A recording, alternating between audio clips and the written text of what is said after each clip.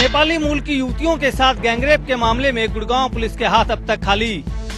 Saudi अरब का आरोपी राजनायक फरार। गुड़गांव पुलिस ने विदेश मंत्रालय से मांगी मदद। नेपाली मूल की 2 युवतियों को बंधक बनाकर दुष्कर्म करने के मामले में पुलिस अब भी खाली हाथ है। सऊदी अरब का आरोपी राजनायक फरार है। गुड़गांव पुलिस ने सऊदी अरब दूतावास को इस बाबत जानकारी भी दी है। साथ ही विदेश मंत्रालय से भी मदद मांगी गई है। जो अलग अलग जो मिनिस्ट्रीज को, जो सऊदी एम्बेसी को जहाँ चिट्ठियाँ जानी चाहिए 6 जगह वो लेटर्स भेजे जाते। दरअसल ये पूरा मामला गुड़गांव के हाई प्रोफाइल इलाके DLF फेज 2 के कैटरीना हाउसिंग सोसाइटी का है, जहां नेपाली मूल की 2 युवतियों के साथ कई बार जबरन शारीरिक संबंध बनाए गए। पीड़िता ने खुलासा किया है कि उसे सऊदी अरब ले जाकर भी उसके साथ दुष्कर्म किया गया। एक NGO की सूचना पर पुलिस ने कार्रवाई कर इन दोनों को उस फ्लैट से छुड़वाया था। अभी लगभग 10 दिन पहले एक और कोई लड़की एज ए मेड वहाँ पे आई और वहाँ वो माहौल देख के वो भागी वहाँ से। उसने फिर वो सूचना उसके माध्यम से पुलिस तक पहुँची है। मुकदमा दर्ज कर लिया गया है इसमें और इन्वेस्टिगेशन अभी जारी है। अरेस्ट कोई अभी हुआ नहीं है। इस पूरी वारदात के तार मानव तस्करी के एक बड़े अंतर्राष्ट्रीय गिरोह के साथ जुड़ते दिख रहे हैं। पीड़िता की माने तो उसे काम दिलाने के बहाने एजेंट के जरिए नेपाल से भारत लाया गया था और उसे आरोपी के हवाले कर दिया गया था। नेपाल के राजदूत हमारे साथ में हैं। दीप सर ये जो पूरा जो मामला नजर आया है, इस पे आप लोग क्या एक्शन लेंगे? ऐसी घटना दुखद है। जैसे अब नेपाली आपकी जैसे यानी बार बार ऐसी घटना होती है, तो हमको सूचना मिला, सूचना के आधार से जैसे हम लोग कहें इसमें जैसे यानी भारत के प्रहरी अब सरकार की तरफ से पूरा सहयोग है। थोड़ा सा हम धैर्य करें, धैर्य करने के बाद में जो वहाँ की परिणाम आएंगी उसके आधार से हम फिर जैसे इसको मतलब कैसे आगे जाना है हम निर्णय करेंगे। पहले भी नेपाल की लड़कियों के तस्करी के कई मामले नजर आए हैं, तो इस पे आप लोग आगे क्या यहाँ के दूतावास में बात करने हैं, आगे मिनिस्ट्री में क्या बात करें? इसमें देखिए अभी हमको जड़ तक जाना होगा। जैसे इसके पीछे भी क्या है, नेपाल में भारत में जो भी लोग हैं उनको भी जैसे इसको मतलब कार्रवाई के दायरे में लाना होगा। इसके लिए हम लोग प्रयास कर रहे हैं। तो क्या आप US के जो यहाँ पे दूतावास है क्या वहाँ पे भी आप लोग कुछ भारत के नोटिस में अपने देने वाले हैं, बातचीत करने वाले हैं? देखिए अभी इसका जैसे यदि अनुसंधान का परिणाम क्या आता है उसके आधार से फिर आपको बताएं। उन्होंने साफ तौर पे कहा है कि जो नेपाल की लड़कियों के साथ में जिस तरह से दुराचार का मामला आया है, इस मामले पे वो आगे भी कार्रवाई करते रहेंगे और इस मामले पे भारत सरकार से भी बातचीत करने वाले हैं। इनेलो नेता अभय सिंह चौटाला के घर पहुंचे शिक्षा मंत्री रामविलास शर्मा बोले, देवीलाल परिवार से है पुराना नाता। इनेलो और भाजपा के गठबंधन के सवाल पर कहा, राजनीति संभावनाओं का खेल है। सिरसा में बुधवार को उस वक्त सियासी सरगर्मियां बढ़ गई जब कैबिनेट मंत्री रामविलास शर्मा विपक्ष के नेता अभय चौटाला के निवास पर पहुंच गए। इस दौरान शर्मा ने चौटाला के साथ चाय की चुस्कियां ली और दोनों के बीच जमकर सियासी गपशप हुई। रामविलास शर्मा ने देवीलाल परिवार से अपना पुराना रिश्ता बताते हुए अभय चौटाला की जमकर तारीफ की। रामविलास ने कहा कि अभय चौटाला ने विधानसभा में सकारात्मक विपक्ष की भूमिका निभाई है।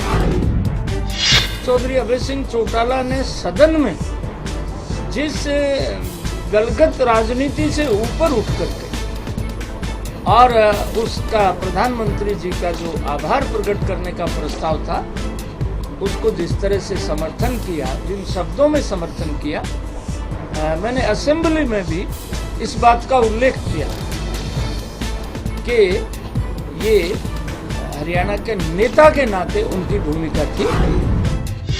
भविष्य में बीजेपी और इनेलो के गठबंधन के सवाल पर रामविलास ने कहा कि राजनीति संभावनाओं का खेल है। राजनीति जो है ये संभावनाओं का खेल है, तो इसमें ये तो सारा हरियाणा जानता है, सारा देश जानता है कि वैचारिक दृष्टि से भारतीय जनता पार्टी कांग्रेस के खिलाफ एक दल है और जो इस लंबी लड़ाई में और कई बार अभय सिंह जी की पार्टी ने इस लड़ाई में हमारे साथ शामिल रहे हैं। गौरतलब है कि रामविलास शर्मा चौधरी देवीलाल यूनिवर्सिटी में राज्यपाल कप्तान सिंह सोलंकी की जगह पर सिरसा पहुंचे थे और उसी तय कार्यक्रम के अनुसार वे अभय सिंह चौटाला के निवास पहुंचे। पंचायत चुनाव को लेकर बड़ी सरगर्मियां। शिक्षा मंत्री रामविलास शर्मा बोले, बीजेपी पार्टी चिन्ह पर नहीं लड़ेगी चुनाव। इनेलो ने कहा, हार के डर से पार्टी चिन्ह पर चुनाव नहीं लड़ना चाहती बीजेपी। पंचायत चुनावों की तारीखों के ऐलान के बाद अब सियासी फिजाओं में भी इस बात को लेकर चर्चाएं गर्म है कि राजनीतिक दल अपने पार्टी पर चुनाव लड़ेंगे या नहीं। बुधवार को सिरसा में अभय चौटाला के घर पहुंचे शिक्षा मंत्री रामविलास शर्मा से भी जब बीजेपी को लेकर सवाल किया गया तो उन्होंने दो टूक कह दिया कि बीजेपी अपने सिंबल पर चुनाव नहीं लड़ेगी। भारतीय जनता पार्टी पंचायत चुनाव में अपने निशान पर चुनाव नहीं लड़ेगी, कभी नहीं। वहीं भाजपा के अन्य मंत्रियों ने भी इसी बात को दोहराया है। पंचायत चुनाव जो है ये कभी भी भारतीय जनता पार्टी ने कभी सिंबल में तो लड़े नहीं है। ग्रुपों के हिसाब से चुनाव लड़े जाते हैं और अपने बहुत लोग जो है ग्रुपों के हिसाब से चुनाव की जो है वो सारे लड़ेंगे और ज़्यादा से ज़्यादा लोग जो है बीजेपी से मौके जीत करके इन चुनाव में आएंगे। जब से मैं राजनीति करता आया हूँ तब से किसी पार्टी ने भी सिंबल के ऊपर इसके पंचायत के चुनाव नहीं लड़े। भारतीय जनता पार्टी भी सिंबल पर चुनाव नहीं लड़ेगी। शर्मा के इस बयान पर अभय ने फौरन प्रतिक्रिया दी और कह दिया कि पार्टी सिंबल पर चुनाव न लड़ने के पीछे असल वजह वो डर है जो बीजेपी को हार से लग रहा है। प्रदेश की सरकार में जो जिम्मेवार व्यक्ति वो इस बात को समझ चुके हैं कि तुम्हारे 10 महीने के कार्यकाल के दौरान जिस किस्म के निर्णय तुमने लिए हैं उससे लोग जो है ऊब चुके हैं तुम्हारे से, इसलिए चुनाव से भागे। गौरतलब है कि राज्य चुनाव आयोग ने कल ही पंचायत चुनाव का ऐलान किया है। 4, 11 और 18 अक्टूबर को 3 चरणों में पंचायत चुनाव होने हैं। पंचायत चुनाव की तारीख पर विवाद। मेवात के लोगों को पंचायत चुनाव के लिए पहला चरण नहीं आया रास। सरकार से तारीखों में बदलाव की उठाई मांग। पंचायत चुनाव के लिए चुनाव आयोग की ओर से घोषित की गई पहले चरण की तारीख मेवात के लोगों को रास नहीं आई है। दरअसल 4 अक्टूबर को मेवात के कुछ खंडों में चुनाव की तिथि घोषित हो गई है और इसी दिन मेवात में नावली गांव में इस्लामिक जलसा है। इस जलसे में हरियाणा, राजस्थान, दिल्ली से लाखों लोग शिरकत करते हैं। जलसे की वजह से लोग चुनाव में शामिल नहीं हो सकते और इसी को लेकर बुधवार को जिले के सैकड़ों लोग पूर्व डिप्टी स्पीकर आजाद मोहम्मद के नेतृत्व में शमशुद्दीन पार्क फिरोजपुर झिरका में एकत्रित हुए और एसडीएम अमरदीप सिंह को ज्ञापन सौंप तारीखों में बदलाव की मांग की। साथ ही चेतावनी दी कि अगर 4 अक्टूबर को चुनाव कराए गए तो उसका बहिष्कार किया जाएगा। हमने जो ज्ञापन दिया, चुनाव आयोग का नाम ज्ञापन दिया है, जो हमारा इस्लामिक जलसा जो नावली गांव के अंदर होने जा रहा है, उसकी वजह से चुनाव की जो तारीख है ये 4 तारीख चेंज करके कोई दूसरी डेट इसमें दी जाए। यदि हमारी बात बता नहीं दिया गया तो हम सरकार से आर पार की लड़ाई लड़ेंगे। इलेक्शन डेट जो कल आई है, मैं इस मानता हूँ कि 4 डेट को बदल करके कोई डेट पर इलेक्शन कराया जाए, क्योंकि ज़्यादा सुविधाएं होगी। क्योंकि मेवात का हर लोग उस जलसा जुड़ा हुआ है, बिजी हो जाएगा, काम ढंग से नहीं हो पाएगा। और अगर इलेक्शन कमीशन अगर इस बात को नहीं मानता है तो मेवात पूर्ण रूप से इसका विरोध करेगी। गौरतलब है कि चुनाव आयोग ने पंचायत चुनाव का ऐलान कर दिया है, जिसके तहत 3 चरणों में चुनाव होने हैं। परिवहन मंत्री कृष्ण पवार ने कुरुक्षेत्र के पिपली बस स्टैंड पर मारा छापा। बिना लाव लश्कर के अकेले ही पहुंचे बस स्टैंड मंत्री जी। कैंटीन की हालत देखकर ठेकेदार को जमकर लताड़ा।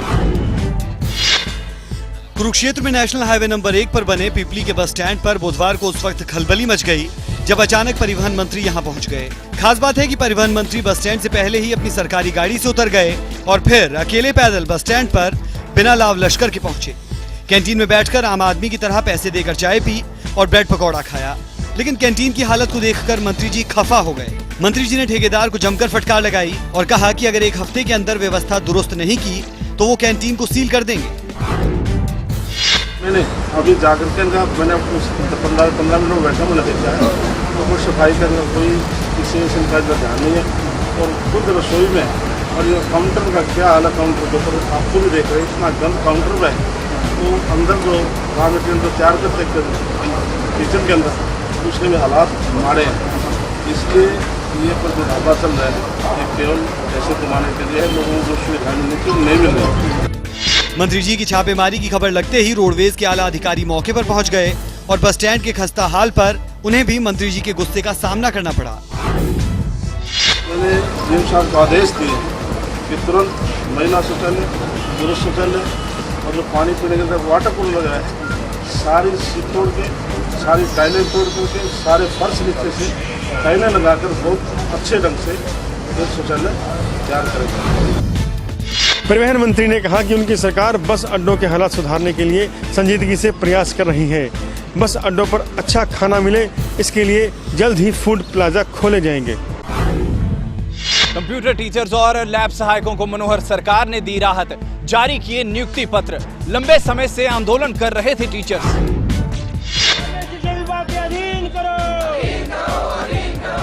नियुक्ति की मांग कर रहे कंप्यूटर टीचर्स और लैब सहायकों को हरियाणा सरकार ने राहत दे दी है। शिक्षा विभाग ने कंप्यूटर टीचर्स और लैब सहायकों को वापस लेने की अधिसूचना जारी कर दी है। शिक्षा विभाग की ओर से जारी की गई अधिसूचना में बताया गया है कि कंप्यूटर टीचर्स और लैब सहायकों की सेवाएं 31 मार्च 2016 तक ली जाएंगी और कंप्यूटर टीचर्स को 10,000 और लैब सहायकों को 6,000 रुपए का मानदेय दिया जाएगा।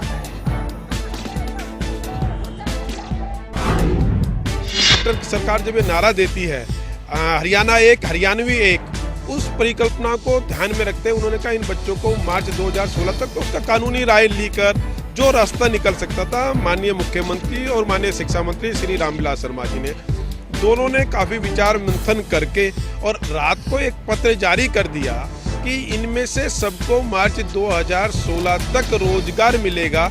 इस सेशन के समाप्ति के बाद ये सरकार के कर्मचारी नहीं रहेंगे, उसके लिए ये भी सहमत है। फिर बीच में शायद संभावना है कि कुछ सैंक्शन पोस्ट आए जिसमें ये अप्लाई कर सकते हैं, इनको इनके अनुभव का लाभ मिलेगा, इनको आयु में छूट मिलेगी, वो सब सुविधाएं भी साथ में श्री मनोहर खट्टर की सरकार इनको दे रही है। सीएम के ओएसडी जवाहर यादव के मुताबिक सरकार गेस्ट टीचर्स और जेबीटी टीचर्स को भी कंप्यूटर टीचर्स और लैब सहायकों की तर्ज पर जल्द ही राहत दे देगी।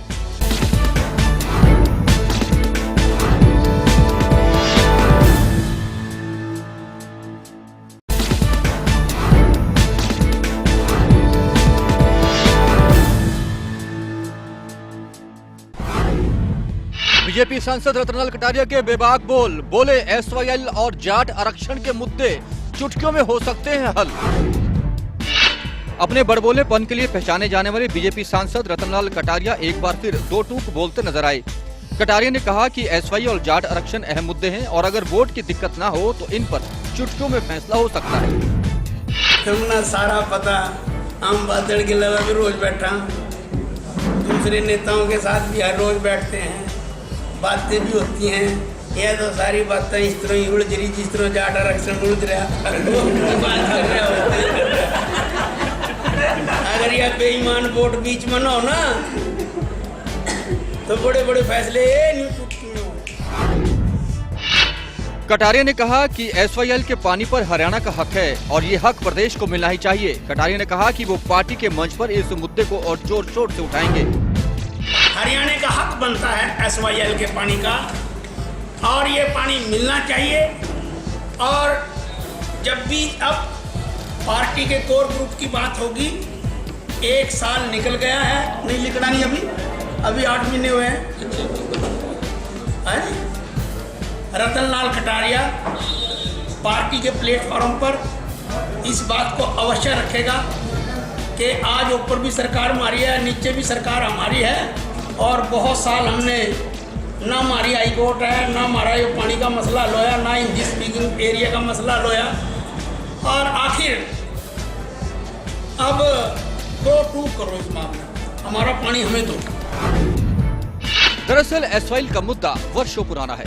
हर बार चुनावों से पहले इसकी गूंज तो सुनाई देती है, लेकिन विडंबना है कि चुनावों के बाद ये मुद्दे सिर्फ नेताओं की बयानबाजी तक ही सीमित रह जाते हैं। पीएम मोदी का सोनीपत दौरा हुआ रद्द। चुनाव आचार संहिता लगने की वजह से रद्द हुआ पीएम का दौरा। पीएम नरेंद्र मोदी 18 सितंबर को सोनीपत नहीं आएंगे। दरअसल प्रधानमंत्री नरेंद्र मोदी 18 सितंबर को सोनीपत आने वाले थे और उन्हें कुंडली गाजियाबाद पलवल एक्सप्रेसवे की आधारशिला रखनी थी। इस दौरान पीएम को एक जनसभा को भी संबोधित करना था, लेकिन चुनाव आचार संहिता की वजह से पीएम मोदी के दौरे को रद्द कर दिया गया। बता दें कि जिस प्रोजेक्ट की पीएम को नींव रखनी थी वो देश के 6 नेशनल हाईवे को आपस में जोड़ेगा। साथ ही इसके जरिए हरियाणा और यूपी के 5 जिले भी आपस में कनेक्ट होंगे। करीब 135 किलोमीटर लंबे इस प्रोजेक्ट से विकास को एक नई रफ्तार मिलने की उम्मीद है। सोनीपत से सांसद रमेश कौशिक के मुताबिक अब पंचायत चुनाव के बाद ही प्रधानमंत्री नरेंद्र मोदी सोनीपत का दौरा करेंगे। प्रधानमंत्री नरेंद्र मोदी के आगमन के लिए सज चुका है चंडीगढ़। सुरक्षा व्यवस्था पर प्रशासन की है पैनी नजर। 11 सितंबर को प्रधानमंत्री करेंगे इंटरनेशनल एयरपोर्ट का उद्घाटन। लंबे समय के इंतजार के बाद चंडीगढ़ का इंटरनेशनल एयरपोर्ट टेक ऑफ के लिए तैयार है। हरियाणा और पंजाब के लोगों के लिए किसी तोहफे से कम नहीं। अब लोगों को इस एयरपोर्ट से सीधे अंतर्राष्ट्रीय फ्लाइट्स की सुविधा मिल पाएगी। प्रधानमंत्री नरेंद्र मोदी 11 सितंबर को इस अंतर्राष्ट्रीय एयरपोर्ट का उद्घाटन करेंगे। पीएम के कार्यक्रम के लिए तमाम तैयारियां पूरी कर ली गई हैं। व्हाटएवर प्रिपरेशन है वो सारी तैयार है। हमारा पूरा सिस्टम चालू है, पूरा टेस्टिंग हो चुकी है।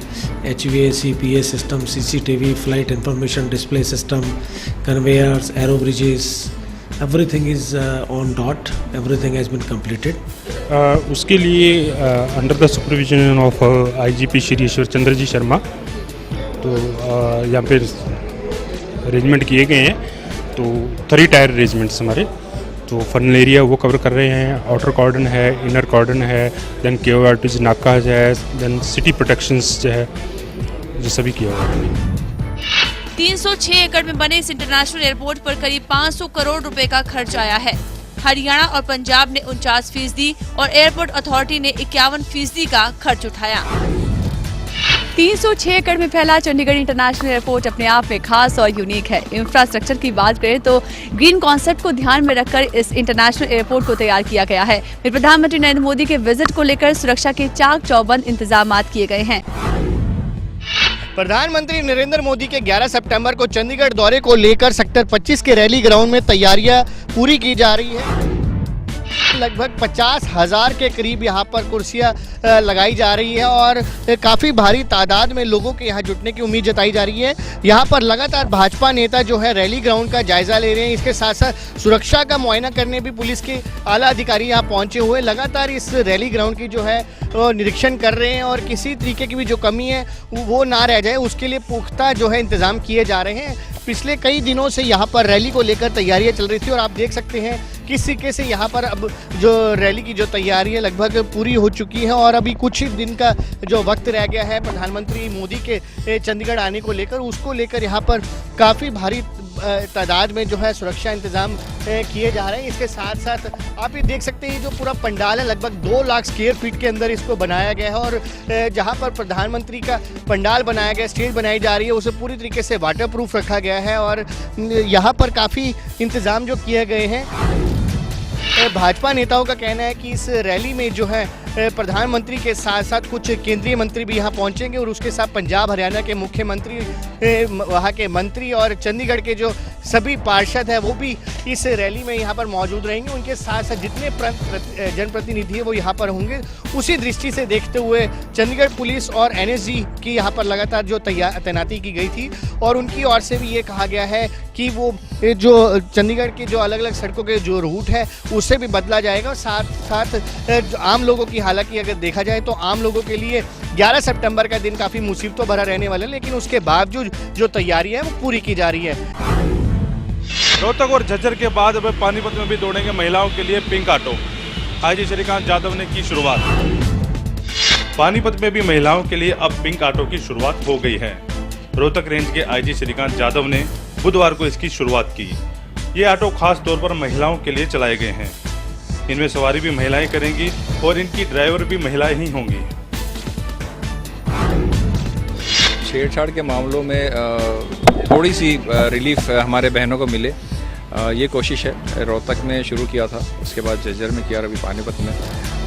पानीपत, सोनीपत इस एरिया में ज़्यादा इसकी ज़रूरत महसूस हुई और इसको और आगे बढ़ाएंगे। एक ज़रिया उपलब्ध हो हमारे स्टूडेंट्स को जो कम्यूट करते हैं, उन हमारे बहनों को, जिसमें लेडीज़ ही चलाए और लेडीज़ ही बैठे, तो एक सुरक्षा का वातावरण उनको महसूस होगा। इसलिए एक छोटी सी कोशिश है। गौरतलब है कि IG श्रीकांत यादव ने पूरी रोहतक रेंज में इस कार्य की शुरुआत की है। पानीपत से पहले वो रोहतक और झज्जर की महिलाओं के लिए इस खास गुलाबी ऑटो की शुरुआत करवा चुके हैं।